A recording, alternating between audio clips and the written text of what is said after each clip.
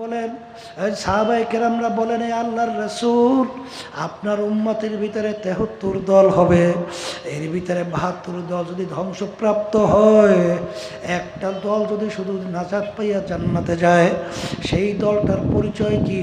আল্লাহ রাসূল আমাদেরকে শোনান। আল্লাহ রাসূল সাল্লাল্লাহু আলাইহি ওয়াসাল্লাম বলেন, মা আনা আলাইহি ওয়া আসহাবি, আমি এবং আমার সাহাবারা যেই পথ, যেই মত, যেই নীতি, যেই আদর্শ, যেই সুরাত, যেই সিরাত, যেই আকীদা, যেই আমলের মধ্যে আছি, কিয়ামত পর্যন্ত যেই দলটা, যেই লোকটা এই নিয়মের উপরে থাকতে পারবে, তারাই নাজাত পাইয়া জান্নাতের ভিতরে চইলা যাবে। এই জন্য আমার ভাইদেরকে বলবো, পর্দালে মা বোনদেরকে বলবো, যত সহজ মনে করো অত কিন্তু সহজ না, বড় কঠিন, বড় কঠিন। এই আল্লাহর বান্দারা বর্তমান ভালো করে বোঝো। আল্লাহর হাবিব বলেন, আমি এবং আর সাহাবারা যেই পথের ভিতরে, নীতি আদর্শের ভিতরে আছি, যারাই থাকবে তারাই জান্নাতি। বাজানে একজন সাহাবীর ইতিহাস পাওয়া যায় না, ১.৫ লক্ষের উপরে সাহাবায়ে কেরামদের সংখ্যা। কত? প্রায় ১.৫ লক্ষের কাছাকাছি। একজন সাহাবীকে তালাশ করে পাওয়া যায় না এক মুষ্টির উপরে দাড়ি ছাড়ছে বা কামাইছে, একজন সাহাবীরও ইতিহাসে পাওয়া যায় না। যদি কেউ পাইয়া থাকেন দয়া করে আমাদেরকে দেখান। কি এরপরে কোনো কথা আছে? একজন সাহাবীও নাই, এক মুষ্টির উপরে দাড়ি ছাড়ছে বা কামাইছে, একজন সাহাবীর ইতিহাসে নাই। আল্লাহ রাসূল দাড়ির ব্যাপারে বলছেন, তুলুল লেহিয়া ওয়া কাসরু শাওয়ারিব, তোমরা দাড়িকে লম্বা করো, মুছকে খাটো করো। জোরে বলেন। এক শ্রেণী বর্তমানে কিন্তু দেখা যায় এক মুষ্টি তো দূরের কথা, দাড়ি ছাইটা চামের ভিতরে লাগায়। এক কোন ইসলাম? এক কোন সাহাবায়ে কেরামদের আমল? এক কোন নবীর আমল আছে? যদি পাইয়ে থাকেন দেখান, দেখান। বাজান আমরা তো দেখতেই চাই, আমরা পাই না, কোথাও নাই। এই জন্য আমার বাজানদেরকে বলবো, পর্দা আলাই মা বোনদেরকে বলবো, আল্লাহ রাসূল সাল্লাল্লাহু আলাইহি ওয়াসাল্লাম বলেন, মা আনা আলাইহি ওয়া আসহাবি, আমি এবং আমার সাহাবারা বাজান যেই পথ নীতি আদর্শের মধ্যে আছে, তারাই নাজাত পাইয়া জান্নাতি। জোরে বলেন কথা ঠিক না বেঠিক? এ দুনিয়াদার পাগল আমার বাবারা, এ পর্দার আড়ালের মা বোনেরা, দলের পাগল হইছ, সম্পদের পাগল হইছ, সম্মানের পাগল হইছ, ভালো করে যাই না রাখো, কবরে কিন্তু প্রশ্ন 4টা। কয়টা? আর তো মুখ খুললে বলে কয়টা? কয়টা? প্রথম নম্বর প্রশ্ন, মান রব্বুকা। দ্বিতীয় নম্বর প্রশ্ন, আমা দীনুকা। তৃতীয় নম্বর প্রশ্ন, আমার নাবিয়ুকা। চতুর্থ নম্বর প্রশ্ন, না 3 নম্বর প্রশ্ন, আমার নাবিয়ুকা। প্রশ্ন 3টা। কয়টা? জোরে কর। এর ভিতরে 3 প্রশ্নের ভিতরে পাইছেন তুমি চরমনের লোক কিনা? আর একটু আস্তে কর। তুমি সারসিনের কিনা? তুমি জৈনপুরের কিনা? হ্যাঁ? তুমি জামাতের লোক কিনা? তুমি বিএনপির কিনা? তুমি আওয়ামী লীগের কিনা? এই 3 প্রশ্নে আছে। কি পাইছেন? মান রব্বুকা, ওমা দীনুকা, ওমান নাবিয়ুকা। তোমার রব কে? কোন নীতি আদর্শের উপরে দুনিয়াতে চলছো? ধর্মের নাম কি? আল্লাহ রাসূলকে দেখাবেন, মান হাজার রাজুল, বলো ব্যক্তি কে? এই 3 প্রশ্ন, এই 3 প্রশ্নের ভিতরে পাইছেন তুমি সর্বনের লোক কিনা? হ্যাঁ? দলের মধ্যে পড়ছেন, দল দিয়ে করবেন কি? তোমার কবরের উত্তর তুমি দেবে, আমার কবরের উত্তর আমি দেব। আসতে কয়, ধরে বলেন কথা ঠিক না? ঠিক। এ আল্লাহর বান্দারা, কবরের যাত্রীরা, এরপরেও যারা বিভিন্ন কায়দায় কায়দায় বর্তমানে দুনিয়ামুখী মানব রচিত তন্ত্র মন্ত্র যারা লালন করে, গণতন্ত্র, ধর্মনিরপেক্ষতাবাদ, অমুক টমুক সমুক, সেই দলের সঙ্গে জড়াইয়া যারা এখনো চলতেছেন, শোনেন কোরআনুল কারীমের আয়াত শুনাইয়া যাই। আল্লাহ কি বলছেন, আমার হকে রাগ করিয়েন না। রাগ যদি হইতে মনে হচ্ছে আল্লাহর সঙ্গে হন। আল্লাহ রাব্বুল আলামিন বলেন, ইয়াওমা নাদউ কুল্লা উনাসিন বিইমামিহিম, কিয়ামতের ময়দানে আমার মালিক প্রত্যেকটা মানুষকে তার দলের নেতা নেত্রীর সঙ্গে ডাকবে। এখানে কোনো মানুষ বাকি আছে না? প্রত্যেকটা মানুষ। আবার একটু কম, কাদের সঙ্গে ডাকবে? তাদের দলের নেতা নেত্রীর সঙ্গে। ইয়াওমা নাদউ কুল্লা উনাসিন বিইমামিহিম, প্রত্যেকটা মানুষ রব্বুল আলামিন কিয়ামতের ময়দানে তার দয়ায় বসে, হ্যাঁ আল্লাহর বান্দা বসে তার দলের নেতা নেত্রীর সঙ্গে ডাকবেন। কথা ঠিক না বেটি? আচ্ছা, আমার মালিক ডেকে বলবেন কি, তোর দলের নেতা নেত্রী যেদিকে যায় ওদের পিছনে পিছনে সেই দিকে চইলা যা। আসতে কয়, তোর দলের নেতা নেত্রী যেদিকে তোর পথ সেই দিকে। বুখারী শরীফ হাদিসে আর সাল্লাল্লাহু রাসূল বলেন, মান তাশাব্বাহা বিকওমিন ফাহুয়া মিনহুম, দুনিয়ার ভিতর তুমি যেই দলভুক্ত হইয়া চলবা, যেই দলের নেতা নেত্রীকে নেতা নেত্রী মানবা, আল্লাহ রসুল সাল্লাল্লাহু আলাইহি ওয়াসাল্লাম বলেন কিয়ামতের ময়দানে তুমি ওই দলভুক্ত হইয়া উঠবা এবং ওই দলের নেতা নেত্রীর সঙ্গে তোমার হাসর হবে। যার সঙ্গে যার মোহাব্বত তার সঙ্গে তার কিয়ামত। বলেন বলেন, আবার বলেন, যার সঙ্গে যার মোহাব্বত তার সঙ্গে তার কিয়ামত। কথা ঠিক কইছে নেবে? ঠিক কইছে? হ্যাঁ, এই আলোচনার ভিতরে পাইছেন যে তুমি কোন দলের লোক? আসতে পারে কবরের ভিতরে পাইছেন কোন বংশের?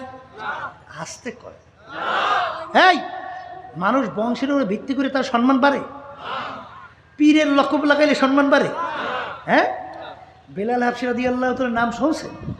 আসতে কয় দেয়, শুনছেন? হাবশ বংশের লোক, একেবারে নিচু বংশ। মানুষের যে গুণ থাকা দরকার একটা গুণও ছিল না, যেটা সামাজিকভাবে গুণ হয়, মূল্যায়ন হয়, একটাও ছিল। চেহারা কালো। কালো লোক দেখেন নাই? যারা হজে গেছেন দেখছেন কি কালো চেহারা, তেমন ডকপদ আছে? মহাকালো। কালো তো মহাকালো, এই ডকপদ নাই। তাহলে চেহারার দিক থেকে কালো, বংশের দিক থেকে নিচু, শিক্ষার দিক থেকে একেবারে বকালাম, কিছু জানতো না, কিছু জানতো না। সম্পদের দিক থেকে, টাকার দিক থেকে একেবারে নিচ্ছ, এক পয়সারও মালিক নাই। ওদিকে এবার জবানটা বাজলে তোতলা। কি গুণ আছে? আসতে কয়। ও ওদিকে আবার গোলামের ছেলে, গোলাম, বাপেও গোলাম, তিনিও গোলাম। দুনিয়ার দিক থেকে তার সম্মান গুণ কি আছে? কিছু আছে? আবার একটু আসতে কয়, আছে। কিন্তু আল্লাহর কাছে তার সম্মান কেমন? আল্লাহু আকবার। আল্লাহ রাসূল সাল্লাল্লাহু আলাইহি ওয়াসাল্লাম সবে মেরাজে গেলেন, শুনতেছেন বেহেশতের ভিতরে খরমের আওয়াজ পাওয়া যায়। আল্লাহ রাসূল সাল্লাল্লাহু আলাইহি ওয়াসাল্লাম বলেন, ভাই জিবরাইল, বেহেশতের ভিতরে কার খরমের আওয়াজ? জিবরাইল আলাইহিস সালাম বলেন, হে আল্লাহর রাসূল, আপনার বেলালের খরমের আওয়াজ। আল্লাহু আকবার। আল্লাহ রাসূল সাল্লাল্লাহু আলাইহি ওয়াসাল্লাম আগে বেহেশতে ঢুকবে না? এর আগে কেউ ঢুকতে পারবে? কিন্তু আল্লাহ রাসূল সাল্লাল্লাহু আলাইহি ওয়াসাল্লাম যেই বাহনের উপরে বৈশা বেহেশতের ভিতরে ঢুকবেন, সেই বাহনের রশি ধরা থাকবে বেলাল হাবশী রাদিয়াল্লাহু তাআলা। কি বুঝছেন? এই কোন দুনিয়ার গুণ সম্মানের দিক থেকে কিচ্ছু নাই, কিন্তু আল্লাহর কাছে কেমন সম্মান। আল্লাহ রাসূল তাকে মুহাব্বত কইরা মসজিদে নববীর মুয়াজ্জিন নিযুক্ত করছে, আজান দেয়। সাহাবায়ে কেরাম একদিন বলেন, আল্লাহর রাসূল, বেলাল পরিবর্তন করে নতুন একজন মুয়াজ্জিন নিযুক্ত করা দরকার, উচ্চ বংশের, সুন্দর লাহানের, উচ্চ শিক্ষিত। আল্লাহর হাবিব সাহাবায়ে কেরামদের সিদ্ধান্ত অনুযায়ী বলেন এশার নামাজের পরে, ও বেলাল, আগামী দিন ফজরে আজান আর তুমি দিবা না, নতুন মুয়াজ্জিন আজান দিবে। বাজান ফজরের সময় নতুন মুয়াজ্জিন আজান দেয়। সাহাবায়ে কেরাম খুশিতে খুশিতে মসজিদে আসছে। আল্লাহর হাবিব মেম্বারে বসা, সময়ের পর সময় যায়, অন্ধকার পরিষ্কার হয় না। জিবরাইল সালাতু ওয়াসসালাম উপস্থিত। আল্লাহর হাবিব বলেন, ভাই জিবরাইল, কেন অন্ধকার পরিষ্কার হয় না? আল্লাহ রাসূল বলেন, জিবরাইল সালাতু ওয়াসসালাম বলেন, আল্লাহর রাসূল, আজকে আপনার মসজিদের মধ্যে কেন ফজরের আজান হয় না? আল্লাহু আকবার। আল্লাহ রাসূল সাল্লাল্লাহু আলাইহি ওয়াসাল্লাম বলেন, ও ভাই জিবরাইল, তুমি কি বলো? আজকে তো অন্যান্য সময়ের চেয়ে আরো সুন্দরভাবে আজান হয়েছে। জিবরাইল সাল্লাল্লাহু আলাইহি ওয়াসাল্লাম বলে, আল্লাহর রাসূল, প্রতিদিন আপনার এই মসজিদের আজান আমার মাওলার আরশ থেকে শোনা যায়, আজকে আপনার মসজিদের আজান আমার মালিকের আরশে পৌঁছে না। তাড়াতাড়ি বেলালকে আইনার অবস্থা, বেলালকে ডাইকে আজান দেওয়া, যতক্ষণ পর্যন্ত বেলাল আজান না দিবে অন্ধকার পরিষ্কার হবে না। রাহ গয়া রস মে আজারু হে বেলালি না রাহি, ফলসফা তো রহ গয়া হ্যায় লেকিন তলকিন গজ্জালি না রহি। বাজান, এখন তো মসজিদে আজান হইতেছে, কিন্তু মসজিদে বেলাল রাদিয়াল্লাহু তাআলা আনহু তার আজানের ভিতরে যে রূহ ছিল, সেই রূহ তো এখন আজানের ভিতরে পাওয়া যায় না। পীর মুরিদি চলছে, কিন্তু ইমাম গাজ্জালী রহমাতুল্লাহ আলাইহি তার পীর মুরিদির ভিতরে যে রুহানিয়াত ছিল এখন আর পাওয়া যায় না। এই জন্য আমার বাজানদেরকে বলবো, পর্দা আলে মা বোনদেরকে বলবো, বাজান, আমি ভাত খাইলে আমার পেট ভরে, আমি ভাত খাইলে আর একজনের পেট ভরবে না। আমার শরীরের পিটান লাগলে আমি ব্যথা পাই, আর একজনে ব্যথা পাবে না। আমার কবরে আমি যাব, আমার কবরের সুখ দুঃখ আমাকেই ভোগ করতে হবে। আমি দল দিয়া কি করব? আমি পীর দিয়া কি করব? আমার কাজ হলো কোরআন এবং হাদিস অনুযায়ী ইমানকে মজবুত কইরা, আমলে সালেহ কইরা দুনিয়ার থেকে বিদায় নিয়ে অন্ধকার কবরে শোয়া লাগবে। কারণ হে কবরের যাত্রীরা, দুনিয়ার যে কোনো কাজে 5বারও যদি কেউ ঠই গে যাও, আবার ওই কাজের ভিতরে চেষ্টা করলে জিতবার আশা করা যায়, কিন্তু একবার যদি কেউ ওই অন্ধকার কবরে যাইয়া শুইয়া বসো, আর দ্বিতীয়বার ফেরত আসা যায় না। এই জন্য আমার ভাইদেরকে বলবো, পর্দা আলে মা বোনদেরকে বলবো, সাহাবায়ে কেরামদের ইতিহাস পড়িয়া দেখেন, আল্লাহর ওলিদের ইতিহাস পড়িয়া দেখেন। বাজান, সাহাবায়ে কেরামদের ইতিহাস পড়লে দেখবেন আল্লাহর ভয়, আল্লাহর জাহান্নাম আযাবের গজবের ভয়, কানতে কানতে গাল মোবারকের ভিতরে কালো দাগ পড়াইয়া ফেলছিল। বাজানে ওসমান গনি রাদিয়াল্লাহু তাআলা আনহু, বাজান তামাম দুনিয়ার প্রায়, বাংলাদেশের প্রায় 350 দেশের রাজত্ব করছিলেন। ইতিহাস পড়লে দেখবেন অনেক সময় ওসমান গনি রাদিয়াল্লাহু তাআলা আনহু কবর দেখলে এমনভাবে অজরে কান্না শুরু করতেন, কানতে কানতে দাঁড়ানো অবস্থা ঠাস করে বসে পড়তো। লোকেরা বলে, হুজুর, আপনি কবর দেখলে এরকম কেন অস্থির হয়ে যান? তিনি বলেন, ও আমার সাথীরা, ও আমার সঙ্গীরা, আখেরাতের যেই কয়টা ঘাটি,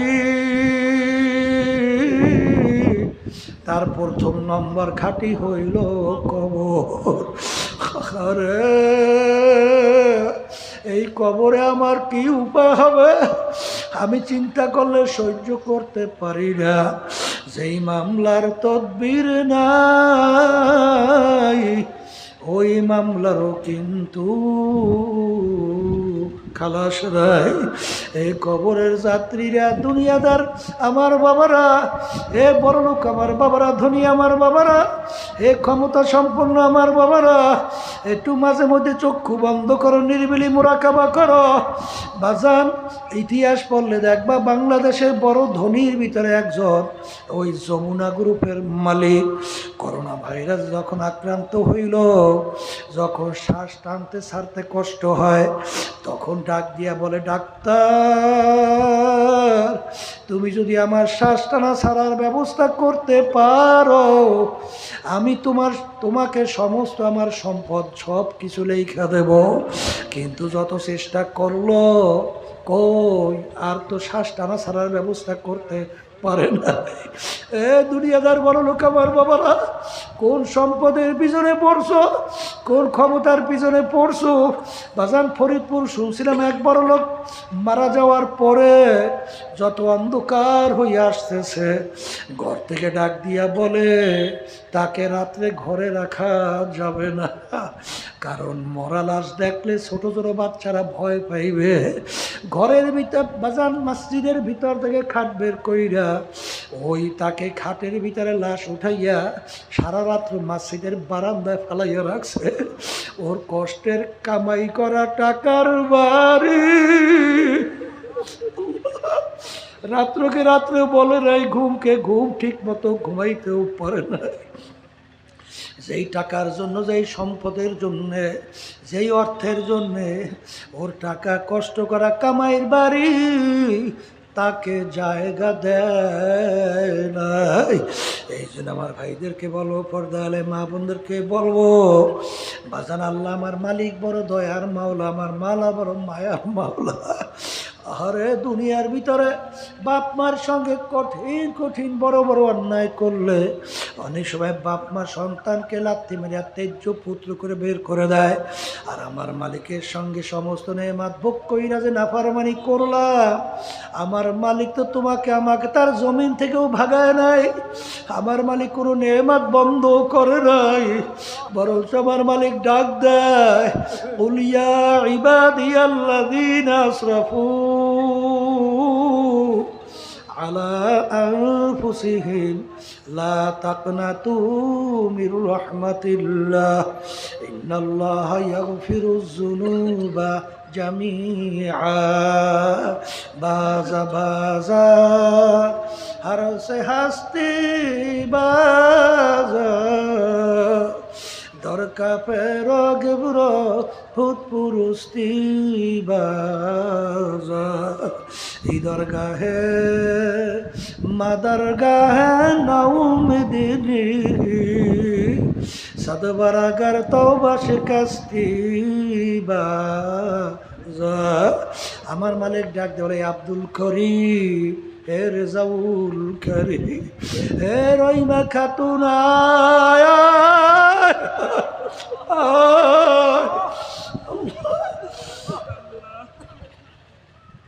তুই যদি ভূত পূজার মতো গুনাহ কইরা থাকো, আল্লাহ তুই যদি পাহাড় পরিমাণে গুনাহ কইরা থাকো, আমার দরবার নৈরাশার দরবার না, আমার দরবার বঞ্চিতের দরবার না।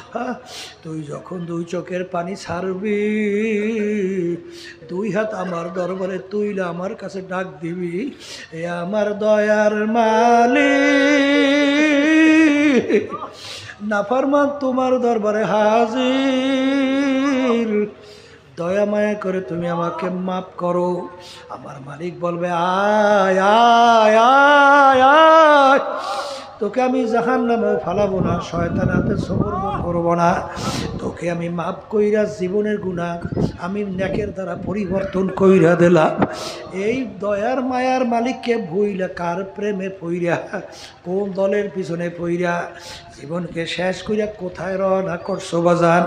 তোমার কবরে তুমি, আমার কবরে আমি, তোমার কবরের জব তোমার, আমার কবরের জব আমার।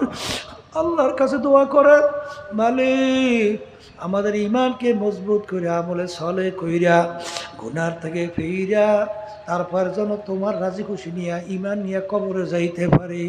আল্লাহুম্মা আমিন।